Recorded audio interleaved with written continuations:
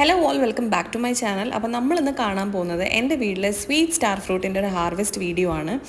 അപ്പോൾ ഇതാണ് വീട്ടിലെ ഒരു സ്വീറ്റ് സ്റ്റാർ ഫ്രൂട്ടിൻ്റെ പ്ലാന്റ്. ഇതിപ്പോൾ ഓൾമോസ്റ്റ് 6 to 7 ഫീറ്റിൻ്റെ അത്ര ഉയരം വന്നിട്ടുണ്ട്.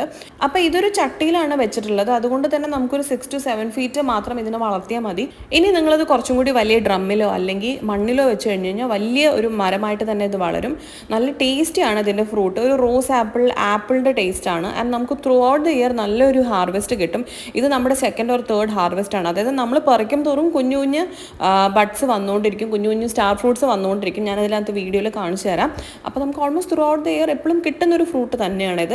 ആൻഡ് ഇത് നമ്മുടെ സ്വീറ്റ് സ്റ്റാർ ഫ്രൂട്ടാണ്. കാരണം ഞാൻ ലാസ്റ്റ് ടൈം ഇങ്ങനെ ഷോർട്സിൻ്റെ വീഡിയോ ഒക്കെ ഇട്ട സമയത്ത് ഒരുപാട് പേര് വന്ന് കമൻറ്റ് ചെയ്ത് ചോദിച്ചു, ഞങ്ങളുടെ വീട്ടിലും ഉണ്ട് ഇത്, പക്ഷേ ഭയങ്കര പുളിയാണ്. അപ്പോൾ ബേസിക്കലി സ്റ്റാർ ഫ്രൂട്ട്സ് രണ്ട് ടൈപ്പിലുണ്ട്.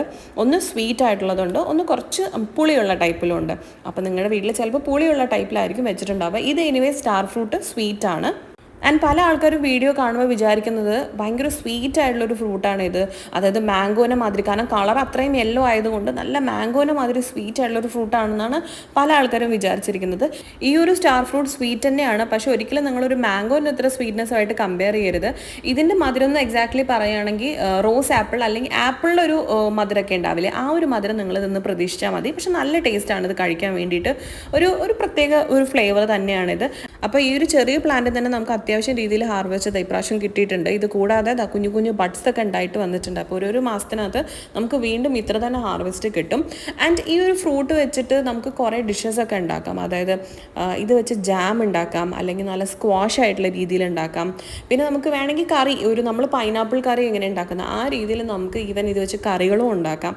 ജാമാണ് കുറച്ചും കൂടി നല്ല മധുരമൊക്കെ ഇട്ട് ജാം ഉണ്ടാക്കി കഴിഞ്ഞാൽ അടിപൊളി ടേസ്റ്റ് ആയിരിക്കും. നല്ല ക്രഞ്ചിയാണ് ഈ ഒരു സംഭവം കഴിക്കാൻ. അറ്റ് ദ സെയിം ടൈം നല്ല ജ്യൂസി ആയിട്ടുള്ളൊരു ഫ്രൂട്ടാണിത്. ആൻഡ് ഇപ്പം നിങ്ങൾ കാണുന്ന ഈ പ്ലാന്റ് കുറച്ചും കൂടി വലിയ ചട്ടിയിലാണ് വെച്ചിരിക്കുന്നത്. മണ്ണിലല്ല, കാണുമ്പോൾ മണ്ണിൽ വെച്ചതായിട്ട് തോന്നും, പക്ഷെ ചട്ടിയിലാണ് വെച്ചേക്കുന്നത്. ഈ ഒരു പ്ലാന്റ് ഗാർഡൻ്റെ കുറച്ച് ഉള്ളിലോട്ട് വെച്ചതുകൊണ്ട് തന്നെ നമ്മൾ കുറച്ച് നെഗ്ലക്റ്റ് ചെയ്തു. അതുകൊണ്ട് തന്നെ ഇതങ്ങ് കാട് മാറി വളർന്നു. കണ്ടോ, കുഞ്ഞു പോട്ടും വലിയ ബ്രാഞ്ചസും ആയി. ബട്ട് ഇതിനകത്ത് നല്ല ഈൽഡാണ്.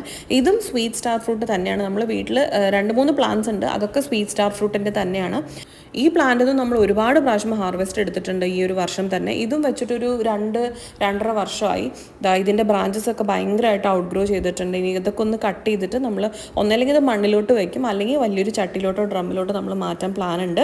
അപ്പം ഞാൻ ഈ ഫ്രൂട്ട് കട്ട് ചെയ്തും കൂടി കാണിച്ചു തരാം. എന്ത് ഭംഗിയല്ലേ ആ ഒരു സ്റ്റാർ ഷേപ്പ് കാണാൻ വേണ്ടിയിട്ട്. ആൻഡ് ഈ ഒരു ഫ്രൂട്ട് നിങ്ങൾക്ക് അങ്ങനെ എങ്ങനെയും കട്ട് ചെയ്യാൻ മനസ്സ് വരത്തില്ല. കാരണം ഈ ഒരു രീതിയിൽ കട്ട് ചെയ്താൽ മാത്രമേ നമുക്ക് ആ സ്റ്റാർ ഷേപ്പ് കാണാൻ പറ്റുള്ളൂ. അപ്പോഴാണ് നമുക്കൊരു സാറ്റിസ്ഫാക്ഷൻ ഉണ്ടാകുന്നത്. അപ്പം ഞാനിത് ഉപ്പും മുളകൊക്കെ കൂട്ടിയിട്ട് കഴിക്കട്ടെ. അപ്പോൾ if you like this video, do like, share and subscribe to my channel. അപ്പോൾ അടുത്തൊരു വീഡിയോ കാണുന്നവരെ ബൈ.